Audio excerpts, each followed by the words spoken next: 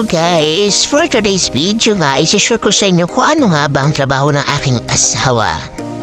At ayan nga, talaga namang busy ang aking asawa dyan dahil siya ay magpapasahod sa kanyang mga kasama. Pero depende po sa kanila, sa grupo po nila yan, kung sino ba makakuha ng kontrata, siya po ang magpapasahod. Ay nako, medyo sumasakit nga ang ulo niya dyan dahil hindi niya alam kung paano niya paghati-hati niya mga sahod ng kanyang mga kasama dahil partial payment pa lang yung binigay sa kanya. Ang nangyari is kami tuloy ang walang nakuha. So anyway guys, ang trabaho pala ni Daddy ay isa siyang basketball referee. Paano nga ba maging basketball referee? Siyempre kailangan mo umattend sa mga seminars and workout.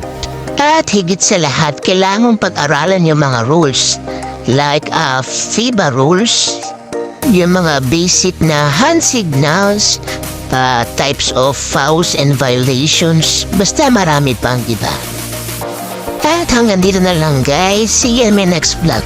Thank you for watching. Bye!